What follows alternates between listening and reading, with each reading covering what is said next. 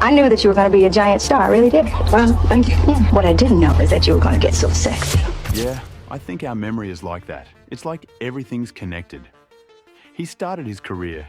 I introduced them on their very first television show. At 81, Diana Ross finally tells the truth about Michael Jackson. The forbidden relationship. Diana Ross is one of the most influential African-American artists in the world. But what the public has always been most curious about is her strange relationship with her boy, Michael Jackson. Many who worked with them both say the same thing.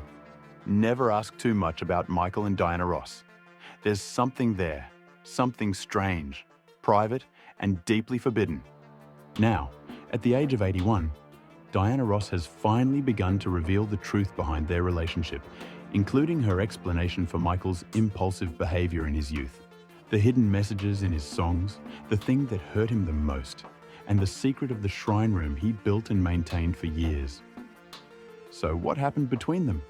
And what was it that Michael insisted on doing, no matter what, before he left this world? The first meeting. 1968. The first time Michael Jackson met Diana Ross was on an evening in 1968 at a Motown-hosted event. He was just a 9-year-old boy, small, timid, clinging to the side of his older brothers in the Jackson 5. In a room filled with sharp, scrutinizing stares, Michael didn't say much. His hands trembled as he tried to appear confident, but his eyes betrayed him, wide and lost, as if he were being pulled into a world not meant for children. And then, amid that glamorous crowd, a woman stepped forward. Diana Ross was not just Motown's brightest star. She was the uncrowned queen of a music empire dominating America. She leaned down and gently called him sweetheart. From that moment on, everything changed. An invisible thread tightened between a boy and the woman, more than 20 years his senior, who made him believe he was worthy of shining. Diana had everything Michael yearned for: the spotlight, autonomy, beauty, charisma, and the right to be himself. When Diana looked at Michael, it was the gaze of someone who saw potential. They began a strange, undefined relationship. Not exactly mother and son, and not merely friendship either. Later, he could only describe it with one phrase: mother, sister, and lover, all in one. The Diana Show. Public debut. In 1971, when The Diana Show aired, millions of American viewers saw Michael Jackson standing beside Diana Ross on stage for the first time. But what the audience never saw were the secrets behind the curtain. Between Diana Ross and Michael Jackson was a relationship that defied labels. And Michael, driven by something deeper than admiration, went on to make impulsive, shocking choices that no one saw coming. The tabloids ran wild with suggestive headlines about a mentor-student love, a devotion that crossed boundaries, and even whispers of a forbidden romance between two music icons. For decades, Diana saw everything but remained silent. Now, at 81, as the spotlight gradually dims, Diana has chosen to speak out. She does so not to seek attention. Instead, she wants Michael's puzzling actions to be unveiled so they can be understood with the respect the public should afford this icon. The Wiz, desperate to be near her. In 1978, Hollywood was shocked by the news that Michael Jackson had accepted a role in The Wiz. Many saw it as a risky move in his stagnating career. But for Michael, that film was simply the only chance to be near Diana Ross. When the film project The Wiz began to take shape, director Sidney Lumet and producer Quincy Jones were initially skeptical of Michael Jackson's acting abilities. Even the public criticized the news of Michael Jackson's casting. To many, he was still just the boy from the Jackson 5, not a real actor. However, multiple sources revealed that Michael Jackson actively sought every way to join this film, constantly leveraging his connections. Thanks to strong lobbying from Rob Cohen and Berry Gordy, who had close ties with Diana Ross, Michael was finally given the opportunity to embody the role of the Scarecrow. But one thing is certain: Michael Jackson participated in The Wiz not just for the contract. If someone were to ask, the answer would likely be because she was there. Diana Ross played Dorothy, the Scarecrow's guide, and Michael transformed into a naive scarecrow, always yearning to learn how to think, reflecting his own self in his 20s, full of innocence and carrying a burning love. On-screen chemistry and off-screen intimacy. On-screen, they performed 2 duets, Ease On Down the Road and Brand New Day. They sang together as they began their journey out of the field, encouraging each other to overcome fear. And in real life too, they journeyed together through the dark corners of youth, of inner turmoil and ambiguity in the glamorous world. The Wiz was later dubbed a cinematic disaster by the press. But for Michael, success wasn't the most important thing. This was the first time he could sit beside Diana, share a meal without dodging cameras. He could be himself, not the king of pop or a Motown icon, but just Michael, a shy young man deeply in love. But the most shocking revelation didn't stop there. Diana Ross revealed a surprising detail. Throughout the filming, Michael invited her to stay overnight at his private apartment multiple times. But for a 20-year-old Michael Jackson and Diana Ross at the peak of her fame, having once nurtured him, such closeness couldn't be purely professional. The press at the time had no concrete evidence, but rumors began to spread within the industry.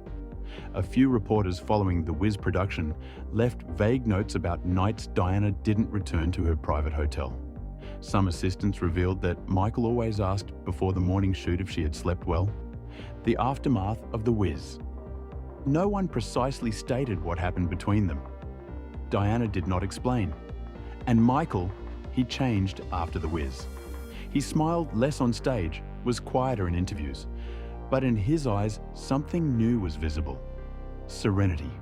The Wiz was a commercial failure. But for Michael, it was a silent victory. This period marked a turning point in Michael's life and career. Working closely with Diana on The Wiz introduced him to Quincy Jones, who would go on to produce Off the Wall, Thriller, and Bad, the albums that would cement his status as the king of pop. But more importantly, it gave him something he'd been searching for since childhood: intimate time with the woman who represented everything he aspired to become. The hidden messages in his music. Throughout his career, Michael Jackson embedded references to Diana Ross in his music in ways only those close to him could fully understand. Songs like Remember the Time and The Lady in My Life were widely believed by insiders to contain coded messages about his feelings for Diana. In interviews, Michael would often deflect questions about romantic relationships, but when asked about Diana, his demeanor changed.